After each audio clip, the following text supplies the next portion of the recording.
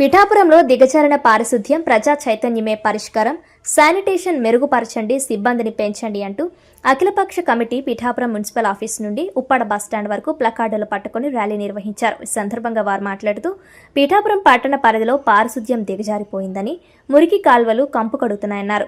దోమలు విపరీతంగా పెరిగి వీధులన్నీ చెత్త, మట్టి, పిచ్చు మొక్కలతో అసహ్యంగా మారాయన్నారు. పట్టణ ప్రజలకు అనుగుణంగా కార్మికుల సంఖ్య లేకపోవడం పట్టణానికి పారిశుధ్య సమస్య మరింత జటిలమైందన్నారు. సాక్షాత్ ఉప ముఖ్యమంత్రి నియోజకవర్గం పిఠాపురంలోనే పారిశుధ్యం లేకపోవడం దురదృష్టకరమన్నారు. నిత్యం వేలాది భక్తులు ఇతర ప్రాంతాలు, రాష్ట్రాల నుండి దైవ దర్శనానికి వస్తున్నారని, ఇలాంటి స్థితిలో ప్రస్తుతం 26 మంది శాశ్వత, 46 మంది తాత్కాలిక పారిశుధ్య సిబ్బంది ఉన్నారన్నారు. అందులో 10 మంది వరకు డిప్యూటేషన్ మీద ఆఫీస్ అవసరాలకు వినియోగించుకుంటున్నారన్నారు. ఈ కార్యక్రమంలో బంగారు రామకృష్ణ, శ్రీకాంత్, న్యాయవాది భాస్కర్, కొండెపూడి శంకర్రావు, ఎరంశెట్టి శ్రీనివాస్, పట్టణ ప్రముఖులు తదితరులు పాల్గొన్నారు.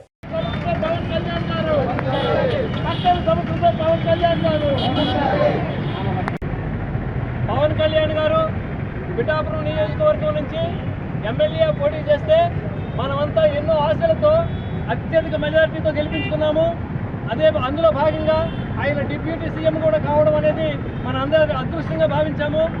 మన పిఠాపురం నియోజకవర్గాన్ని దేశంలోనే ఒక మోడల్ నియోజకవర్గంగా తయారు చేస్తానంటే మనం ఎన్నో ఆశపడ్డాము, ఎంతో ఆనందించాం. అయితే ఆయన చాలా కార్యక్రమాలు చేపడుతున్నట్టుగా మనకు వార్తలు వస్తున్నాయి. ఆర్ఓవి కానీ, ఫ్లైఓవర్ కానీ, కోర్టులు కానీ ఇంకా ఏవో చేస్తున్నారు. కానీ ఇవన్నీ దీర్ఘకాలికమైనటువంటి కార్యక్రమాలు. ఇవి ఫలితాలు ఇచ్చేటప్పుడు చాలా టైం పడుతుంది. కానీ పిఠాపురం నియోజకవర్గంలో మొత్తం పారిశుధ్యం అనేది చాలా అధ్వానంగా ఉంది. దోమల బెడలు చాలా ఎక్కువైపోయింది. మురికి కాలువలు తీసేవాళ్ళు లేరు, రోడ్లు ఊడ్చేవాళ్ళు లేరు, ప్రజలు అనారోగ్యం పాలైపోతున్నారు. ఈ విషయం పవన్ కళ్యాణ్ గారికి తెలుస్తుందో లేదో మనకైతే అర్థం కావడం లేదు. అధికారులు కానీ, ప్రజాప్రతినిధులు కానీ, పవన్ కళ్యాణ్ గారి కార్యకర్తలు కానీ వారికి ఈ విషయం చేరవేస్తున్నారో లేదో తెలీదు. కాబట్టి దయవుంచి ఈ విషయాన్ని పవన్ కళ్యాణ్ గారు వెంటనే గుర్తించి పిఠాపురంలో పారిశుధ్యం మెరుగు తగిన చర్యలు తీసుకోవాలని కోరుతున్నాం. పిఠాపురంలో 50,000 మంది జనాభా ఉన్నప్పుడు దాదాపు 120 మంది సిబ్బంది ఉండేవారు.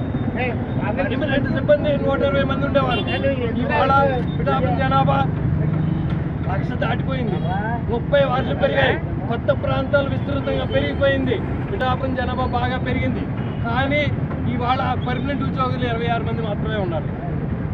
అవుట్ సోర్సింగ్లో 46 మంది చేస్తున్నారు. అంతా కలిపి 72 మంది. ఇందులో 10 మందిని ఆఫీసుకు వాడుకుంటున్నారు. మిగతా 60 మంది, అందులో కొంతమంది సెలవులు పెడుతున్నారు.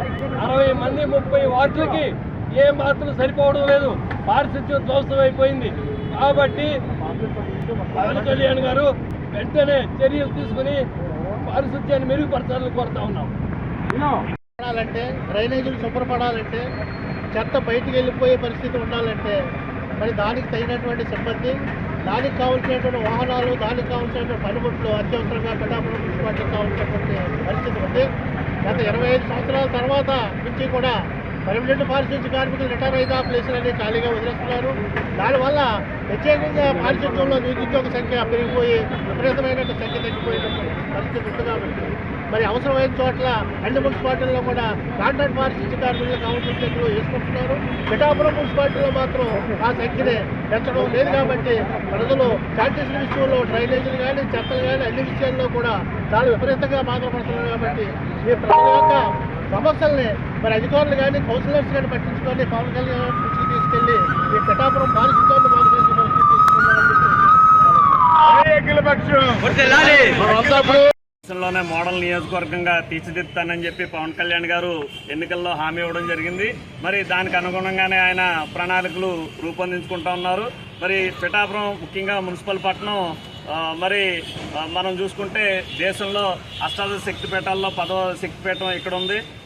పురుహూతికి అమ్మవారు ఉన్నారు. అలాగే త్రిగయల్లో ఒకటైన పాదగయ పుణ్యక్షేత్రం ఉంది. మరి దత్తుడు శ్రీపాద శ్రీవల్లభుల వారు ఇక్కడ ఉన్నారు.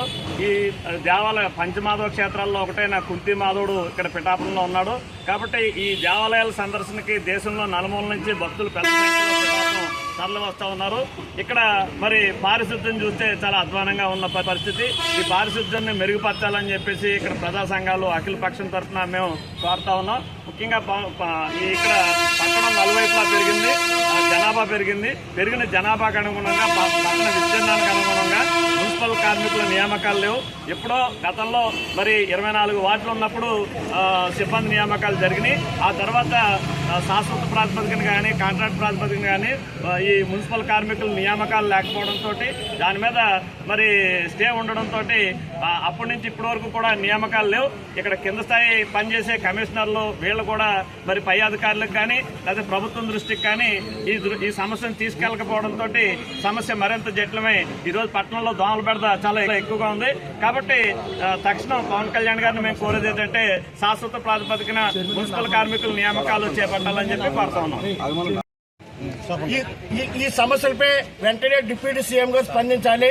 స్థానిక ఎమ్మెల్యే గారు, రాష్ట్ర ఉప ముఖ్యమంత్రి గారు అంటే డిప్యూటీ సీఎం గారు వెంటనే స్పందించి పిఠాపురం సమస్యలపైన ఈ శానిటేషన్ మీద ప్రత్యేకమైన దృష్టి కేంద్రీకరించి ఈ సమస్యకు పరిష్కారం తెలియజేయాలని అధికారులకు తగిన గైడెన్స్ ఇచ్చి పిఠాపురం ఆదుకోవాలని చెప్పేసి నేను కోరుతున్నాను.